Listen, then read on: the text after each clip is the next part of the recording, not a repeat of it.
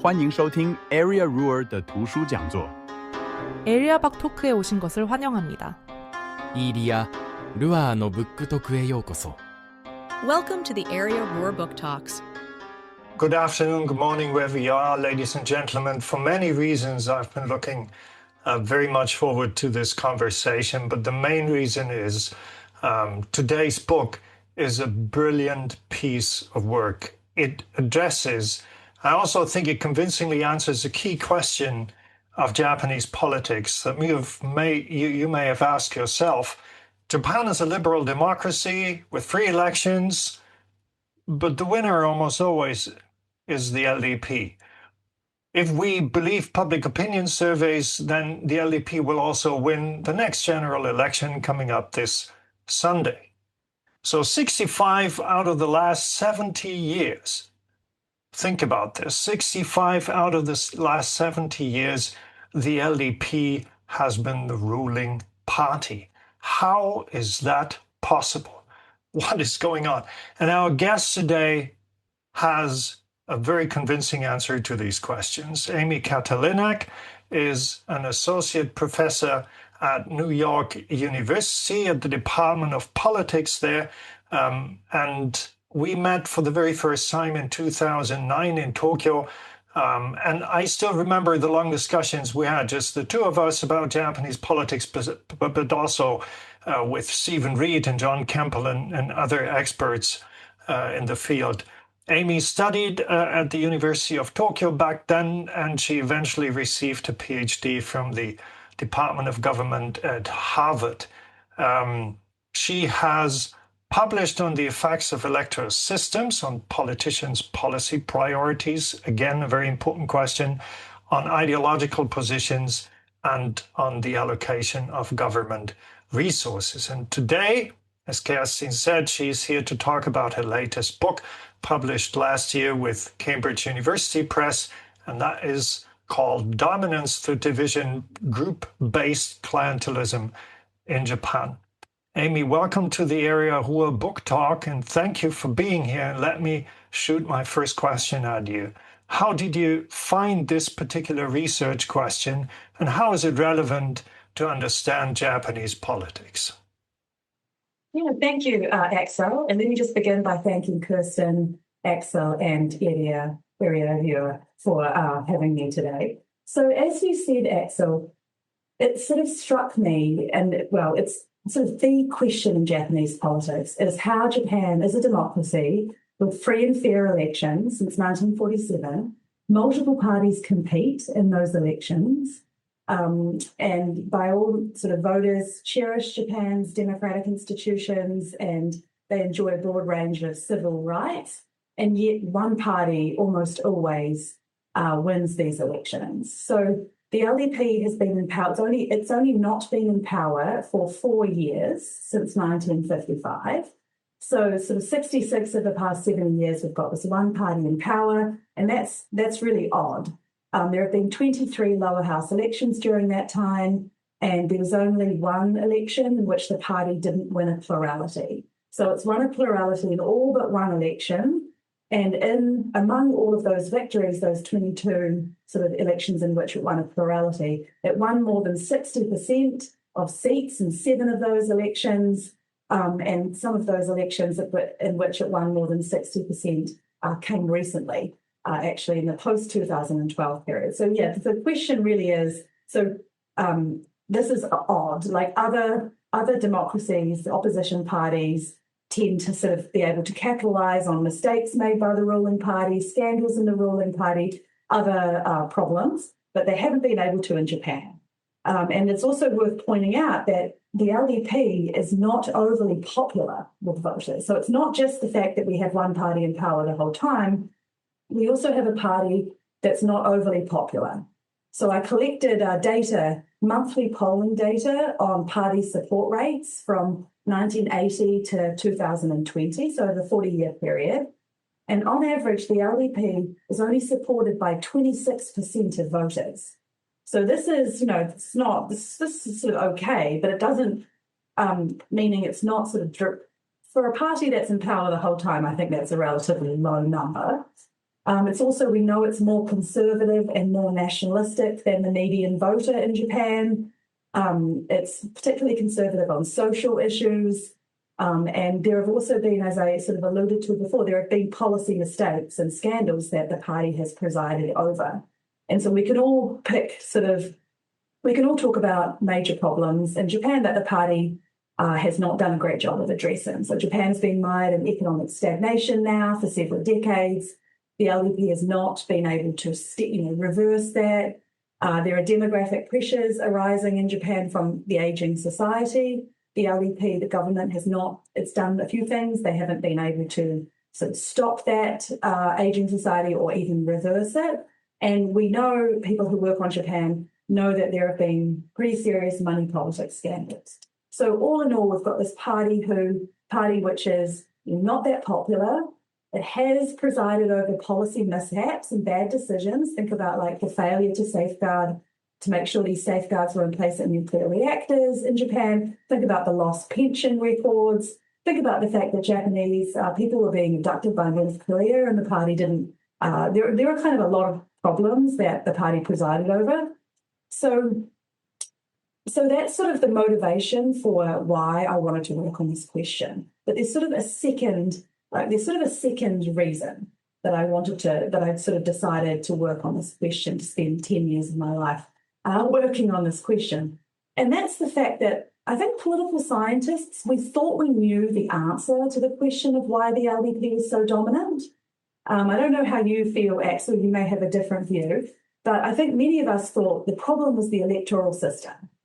So Japan had this very unusual electoral system. For the listeners who may be new to this or may need a refresh, until 1994, Japan had this electoral system that pitted members of the same party against each other. And there was this idea that this led to a situation where the opposition gained more seats by competing separately than coming together to compete as one unified party. And so that meant that in every election, it was the large party, the LDP, against a fragmented opposition. So there was a sense among scholars that, and eventually also among politicians in Japan, that it was going to be very hard for a non-LDP government to form under that system. So there was this idea that if only we reformed the electoral system, then we can usher in a competitive two-party system, then we can have the LDP actually competing against a single viable alternative, a strong opposition party. So scholars sort of alighted on this as a key explanation for the party's dominance. But then, Japan reformed its electoral system. So the LDP was out of power for 10 months between 1993 and 1994.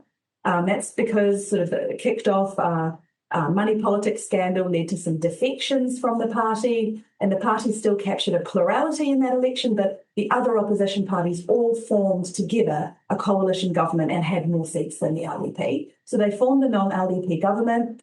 This government was in power for a short time, about 10 months, but they reformed the electoral system. So then we were scholars were kind of waiting for this viable opposition party to appear.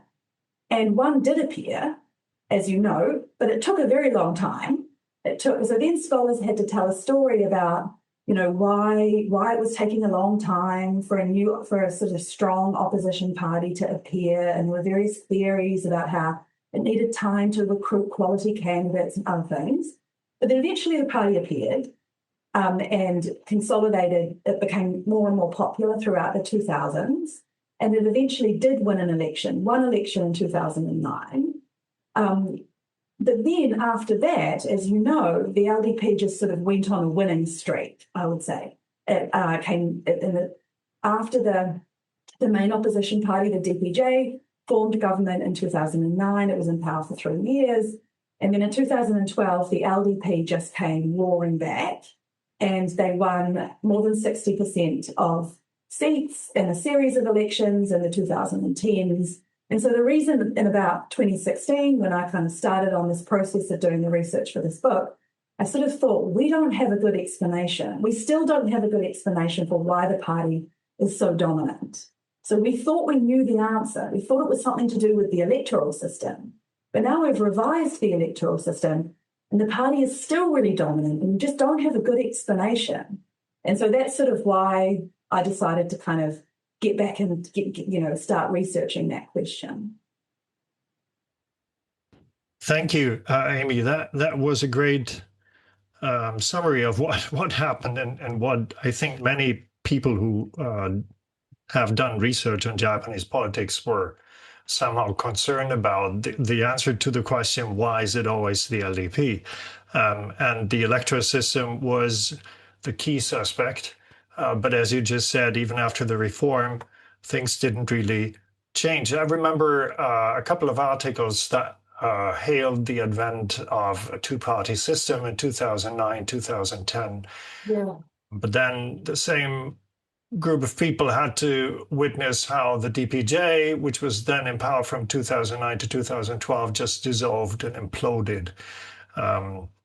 So if that was the starting point, 2016, and you looked at the explanation using the electoral system as the main culprit, if you like, for the LDP dominance, then the core idea of your book is a different one. You do have a different explanation for why the LDP has been in power all this time.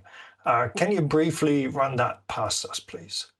Yeah, sure. So as a segue to that, maybe it makes sense to first say that there are sort of two main sort of explanations, I would say, as to there's sort of two categories of explanations for why the party is doing well. So one is a programmatic explanation, the idea that the party in the last 20 years is just coming up with programmatic policies that people really like. And so there has been a shift. You kindly referenced some of my earlier work. And in that earlier work, I analysed more than 7,000 candidate election manifestos, and I showed that there was this shift toward programmatic policies in election campaigns in Japan. So one category of explanations for the LDP doing well, not necessarily for their dominance, but for them doing well, is that they're just kind of good at coming up with policies that people like. And this is associated with Yusaku Horiuchi, Dan Smith, and other scholars. But the problem with that explanation is that there have been some really nice studies on the 2012, 2014, and 2017 elections showing that actually, if you run an experiment and you survey voters on these policies, then actually the LDP, we're in this difficult situation of the LDP is their policies are actually the least popular out of all of the parties. And we have several studies showing this. And these are the three elections in which the party won more than 60% of seats. So precisely in these elections, this fantastic experimental evidence shows that the LDP is the least popular of all the policy positions offered by the party. So that was parties. So that was sort of one category of explanations. Another category of explanation is the one that I'm sort of building on and refining in this book. So the other category of explanations is that people vote for the party essentially for the distributive benefits that the party gives them. And so for a very long time, 40 years or even longer, this idea has been around in the Japanese politics literature. There's lots of case studies of politicians and other qualitative evidence to the effect that people vote for the LDP because they get goodies for doing so. And that's a distributive politics category of explanations. However, that work, so we had this idea from case studies that this was what was going on. The LDP is distributing material goods that they have access to by virtue of being in government. They are distributing those goods to people who vote for the party. So that's the idea. However, we had sort of 3 or 4 big important studies in which scholars sat down and they collected all of this data on geographically targeted spending. So they collected all this data on how much money places in Japan were getting, and they matched that data to vote shares. And they found that there was actually even no evidence that the LDP was doing this. So they found that there was either no relationship between votes and money, or they found that there was the reverse relationship, meaning that places that gave the LDP fewer votes tended to get more money. So there is sort of these two categories of explanations, and the distributive politics category is the one that I'm contributing to in this book. So in the book, I explain actually why previous studies didn't get this result. So I'm going to tell you about the core idea now. And that's this, the core idea I have is drawn from a series of formal models done by my colleagues at NYU, Bruce Buno de Mesquita and Alistair Smith. So when I got to NYU in 2016, I talked to them, and it turned out they had spent a lot of time on this question of how dominant parties can use resources in a way to entrench themselves into power, in power. And they have done some formal models. So together, we sat down and we thought, could this be what Japan's LDP is doing? So they had been thinking about it in an abstract way and had made contributions on the theory side. And so together we thought, maybe this is what's going on in Japan. So I'm going to tell you about the sort of core idea, and that's the idea that a politician in a dominant party, they can entrench themselves in power by using what's called a tournament. So a tournament means that they can make groups compete against each other. So you're probably thinking, what do I mean by a tournament? So how can a tournament work?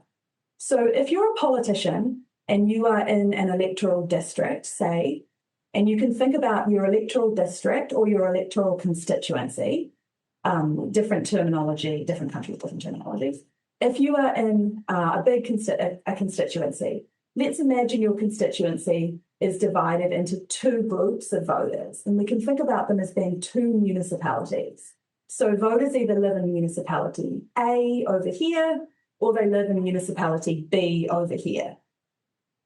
So the idea is, in this setting, a politician who has a very high chance of winning the next election because they are a member of a dominant party, they can propose a prize for the most supportive group. So they can say, I'm going to look at how many votes you gave me after the election. I'm going to tally up the number of votes I got from this municipality and the number of votes I got from that municipality. And I'm going to give a prize to the municipality that gave me the most votes. And if the prize is sufficient, so the key for the tournament is not that, so an alternative, you can think of an alternative allocation strategy, right? Where a politician says, if I get 30% of my votes from this group and 70% of my votes from this group, I'm going to divvy up my time and my resources in a proportional way. So I can give 70% of my effort and 70% of the resources I have to this group and 30% to that group. So that's an alternative allocation mechanism that a politician can use. In a tournament, that's not what a politician does. A politician is highly incentivized to actually just provide one prize for the group that's most supportive and nothing for the other group. So this is the sort of core idea. So it's not a proportional allocation of resources. So if the prize is sufficiently valuable, and it does have to be of value to both groups, then the proposal of the prize, or letting it be clear after the election that the group that's most supportive is going to get more money, that's going to induce the two groups to compete against each other. And the idea is that those groups are going to compete in order to be the most loyal to the politician. And that competition is going to drive up the politician's support rate in both groups. It's going to drive up their vote share. And if in the setting that I've described, where you've got kind of two groups, it's highly likely that competition is going to become neck and neck. So what I mean by neck and neck is that the two groups are likely to converge on a similar level of electoral support for the politician. And when you are in a situation where the two groups are similar in support for the politician, then you're in a situation where only 100 votes, 50 votes, 200 votes could be enough to put one group ahead of the other group.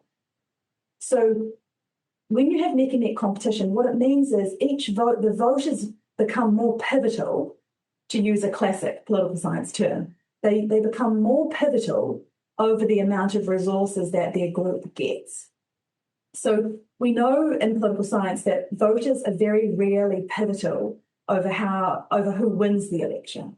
It's very unlikely that a small number of voters, or sometimes a small number of voters, do actually determine an election. But voters are very rarely pivotal over who wins the election.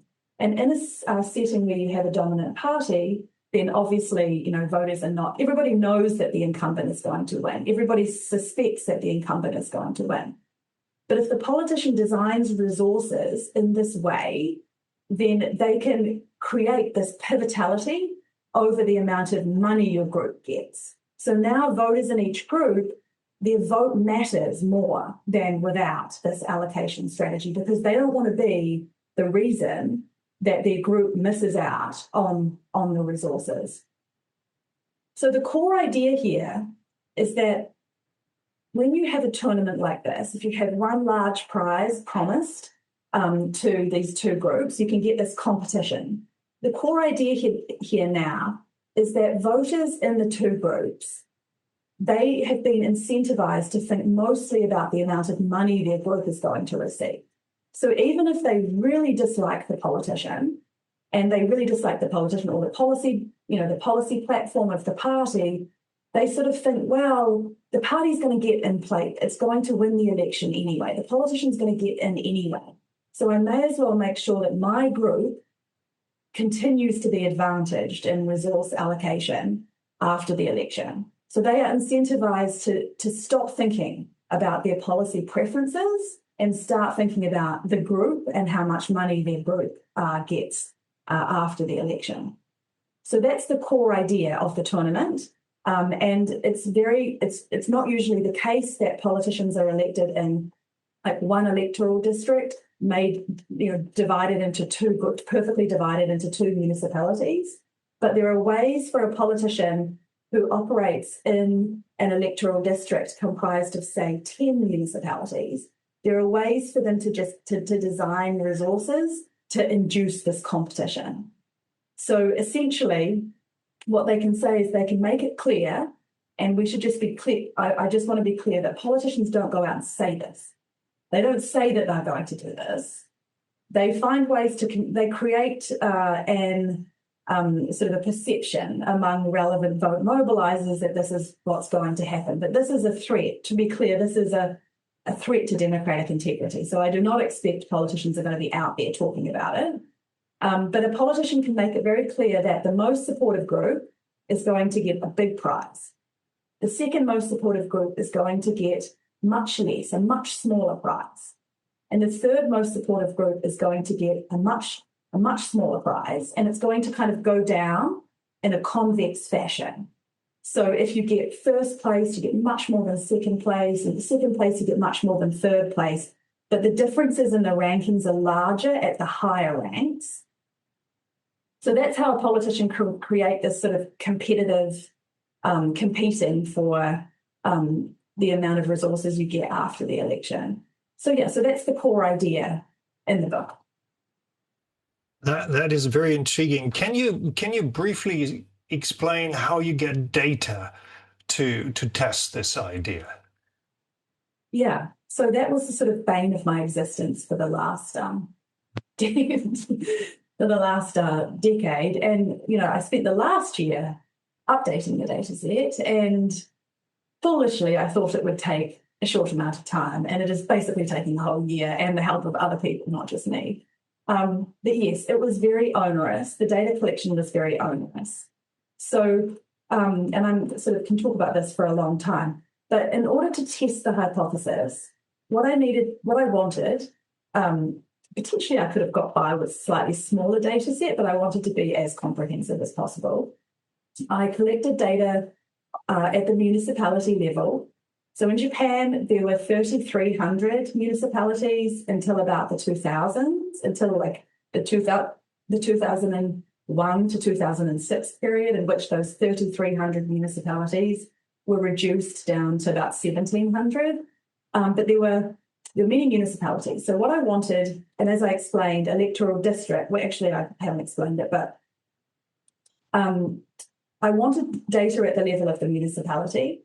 And that's because, so in thinking about the tournament and how the conditions under which politicians would be able to do a tournament, I had to do quite a lot of like learning even more about the Japanese case than I had learned before.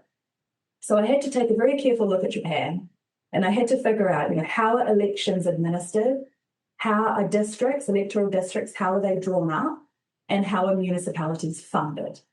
So maybe I'll just say a little bit about that before I move to the data collection, to why I needed municipal level data. So in Japan, votes are counted and reported at the level of the municipality. And as I said, there were 3,300 municipalities, and then there were mergers, and so now there were 1,700 municipalities.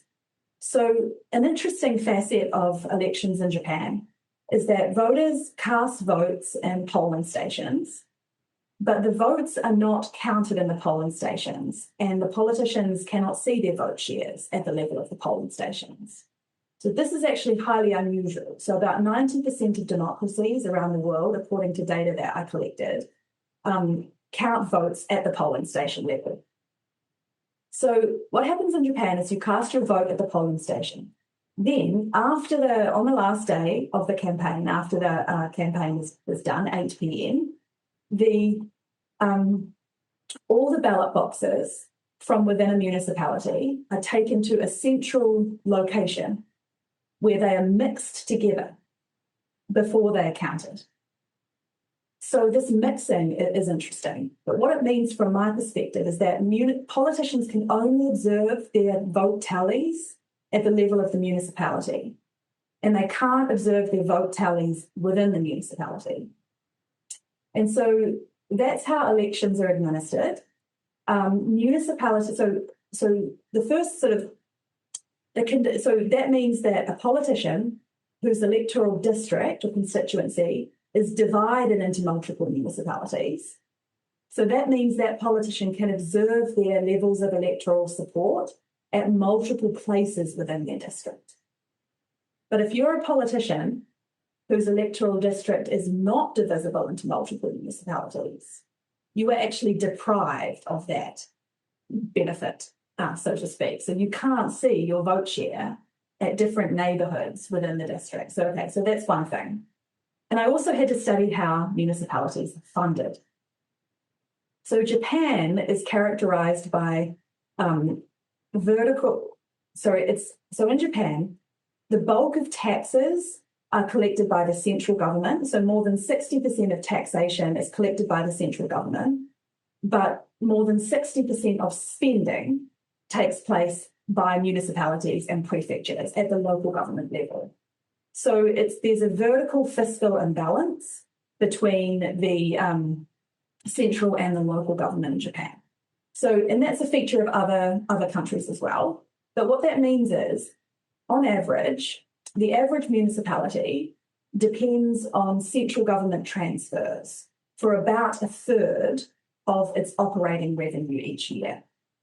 So this is a very important facet of Japan's democracy. Municipalities need money from the central government to provide services that they are legally required to provide. So they have to provide urban planning, infrastructure, maintenance of schools, roads, refuse collection, and all manner of things. They have to provide those things. They lack the resources. Well, the average municipality depends on central government transfers. Now, there's several central government transfers, and I will leave the details of that to people who are interested in reading the book. But suffice to say that there is one transfer called National Treasury Disbursements, and that's called kokoshishitsuken in Japanese. And this, on average, the average municipality in my time period relied on this particular transfer for about 17% of its annual operating revenue. Now, this National Treasury disbursement, this is a pot of money every year that is made available, and ministries, they have categories of funds that municipalities can apply for. And so the point is that pot of money is allocated at the discretion of central government bureaucrats. So central government bureaucrats have a lot of discretion over deciding whether to fund municipality A's project or municipality B's project. And so I wanted data on the amount of money that municipalities were receiving under this fund. So to be clear, the politicians in the ruling party, it's not that they just have sums of money that they're doling out to municipalities. The idea the sort of core idea in my work, and this is building on other people's work as well, such as work by Steve Reed, is that LDP politicians lobby on behalf of certain municipalities. They lobby the bureaucracy to approve certain projects. That process is a black box. So other scholars of Japanese politics have talked about that as well. It's very hard to observe. We don't observe the LDP politicians, who they lobby, how a bureaucracy makes its decisions in Japan. What we observe is the amount of money that municipalities get at the end. So all of which is to say is, if you are a politician from the LDP and you are campaigning in an electoral district that's divisible into multiple municipalities, then you can observe your vote share at each level of each municipality. You have 10 municipalities. That means you can observe your vote share at 10 different places in the district. And the assumption is you also have some means of influencing. You try to lobby the bureaucrats to try to allocate money in this way. And that is an assumption, and I don't have direct evidence of that. But yes, this is why I wanted to get data on, at the municipality level, over as long a time period as possible. I wanted to get data on how they voted in all of the lower house elections, and also how much money they received. So the data collection, it involved sort of four data sets that I kind of merged together. But the elections data, so from 1980, I started this research in 2017, so the data went until 2015. So 1980 to 2015, there is data available published by Mizuzaki-san in Japan, a political scientist in Japan, Mizuzaki and Mori. So they have municipal level data on voting in the 12 lower house elections during that time. And that data is great, but it's not in a ready-to-use Excel spreadsheet. It is actually in hundreds of text files in a format that, one has to decode. It's very neatly and cleanly organised, but it did take some time. So I got all of that data, 12 lower house elections, and how every municipality voted. I got this from that data set. But then one issue is that I was able to find a company that could give me data on transfers and also data on lots of control variables I might need in my regressions. So I ran the bulk of the data analysis as statistical models of the data. And so I needed data on, at the municipality level, not just how much money they got after the election, but I wanted to know what was the size of the municipality, how many people lived in the municipality, what was the area size of the municipality, to work out how densely the population was in the municipality. I wanted to work out how many dependents the municipality had as a share of population. I wanted to work out the wealth of the municipality. So I collected all of this data from this organisation. They gave it to me, but then I had to match that up to the voting data. And, I could talk about that for a very long time because there were a lot of problems that I had to solve. Mostly the fact that the elections data records municipality names under the names they had at the time. So in 1980, the names the municipalities had in 1980 were in the elections data.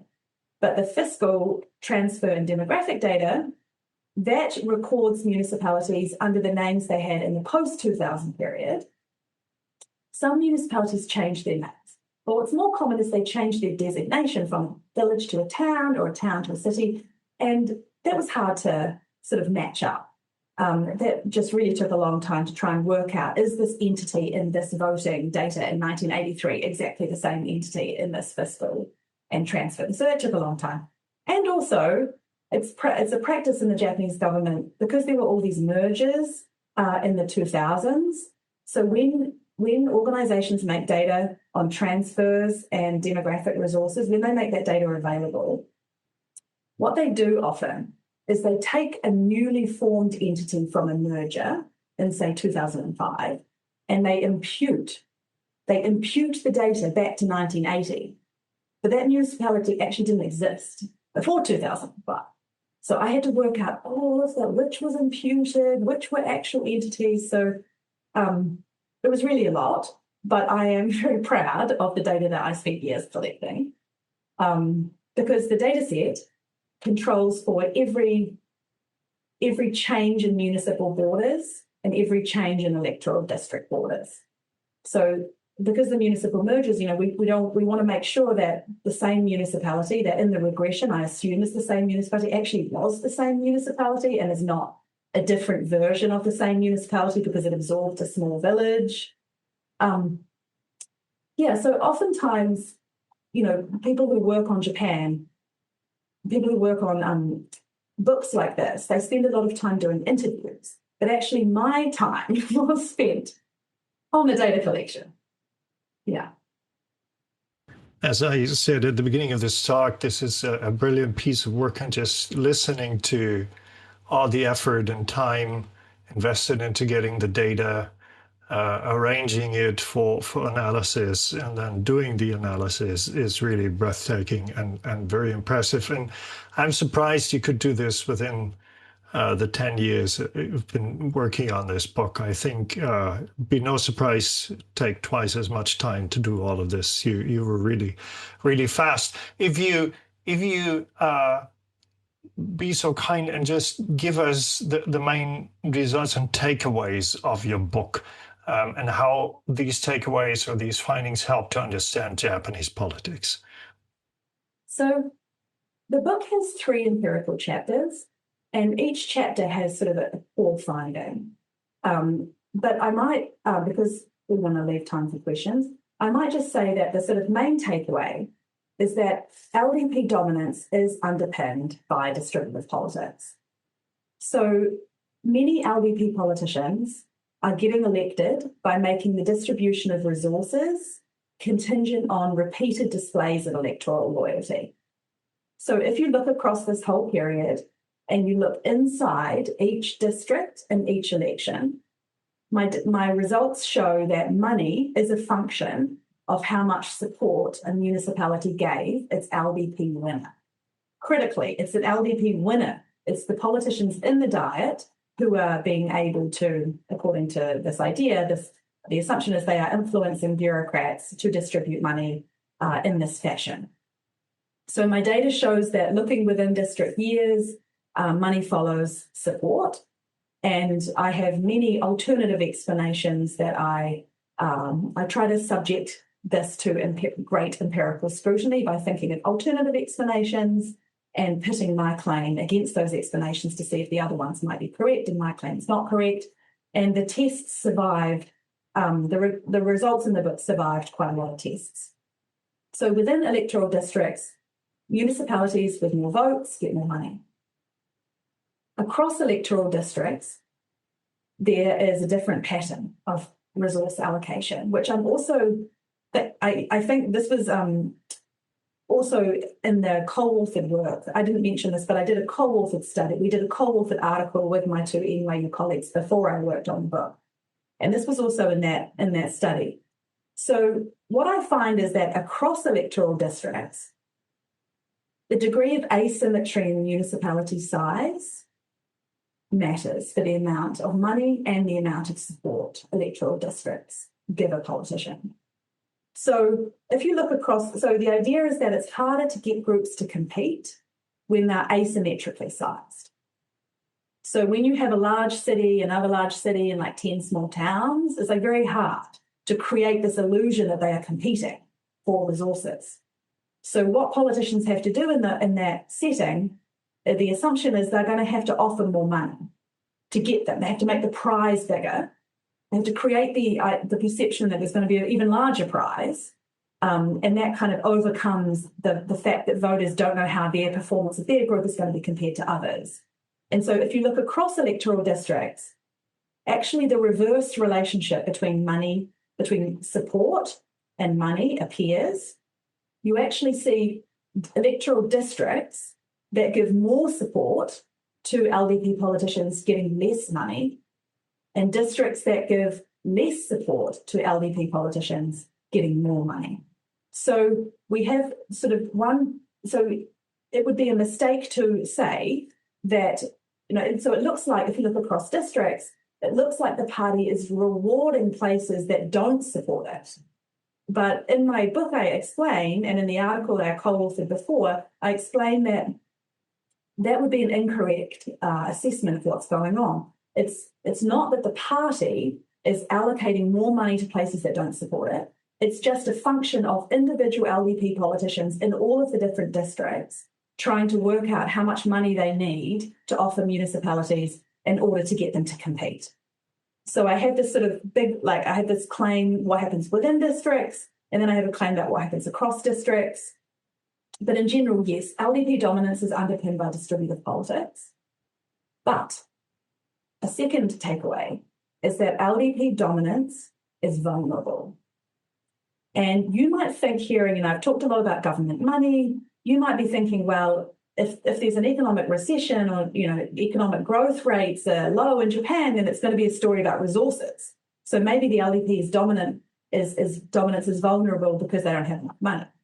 So I would say no, that's not the reason why LDP dominance is vulnerable. And the reason is something else. So the reason is that over time, the share of electoral districts where you can do a tournament is actually decreasing. So I coded all of the districts in all of these elections over this 35-year period. And I found that over time, the share of districts where you can do a tournament has gone down. And that's because of very sort of obvious reasons. So for example, electoral reform in 1994, politicians created many more electoral districts because they had to be single member. So you're creating more districts from the same pattern of municipalities. And then there are municipal mergers. And also, as we know in Japan, there's urbanization. So what happens over time is that there are more and more districts that become comprised, say, of a single municipality. And if you are an LDP politician and you have a district comprised of a single municipality, you can't do this competition. And if you have a district which is comprised of wards and ordinance-designated cities, another category of municipality, those municipalities aren't eligible for resources for the National Treasury disbursement. It doesn't flow to those municipalities. So over time, you've got the share of tournament impossible districts increasing. And I have some analysis in the book that show that the LDP does worse in those districts, lower vote shares, turnout is also lower in those districts. And also I show that those are the districts where the programmatic party competition is happening. And so the reason the LDP's dominance is vulnerable, I suggest in the book, is that there's a tension within the party between the subsidy-oriented politicians who are competing in tournament possible districts and just want lots of resources for their municipalities, or not. Some politicians don't need lots of resources. If they're in a district with evenly sized municipalities, they don't need lots of resources, but they kind of want subsidies to be protected. Then you've got other LDP politicians who really want the party to come up with popular programmatic policies because that's what's getting them elected. They can't use the tournament. And then I have other findings or takeaways as well. If I may, I might just say that a perennial question of interest among scholars of the LDP is that the background, so the LDP politicians are typically fairly unrepresentative of the body of Japanese voters. So they're dynastic politicians, they're mostly men, for one thing, very few women. So mostly men, mostly older, many dynastic politicians. Many LDP politicians have backgrounds as central government bureaucrats or backgrounds as local politicians. And I think this book can explain, and there are other explanations probably as well, but it can explain why LDP politicians typically come from these backgrounds. Because these are very pork barrel politics friendly backgrounds, right? You're a local politician. You know the people in your district, in the municipality, what they want. You're a bureaucrat. You have you have experience, granting out projects.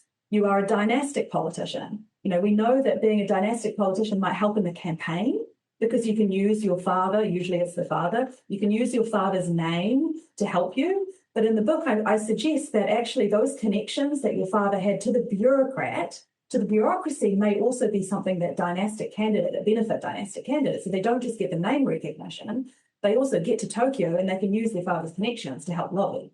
So yeah, there are also some other takeaways that are more general about institutions, about economic development, but maybe I'll just leave that there. Again, intriguing, very, very interesting. And I recommend to everyone who's interested in Japanese politics to read this, because I think the book will definitely change your view on how things work there.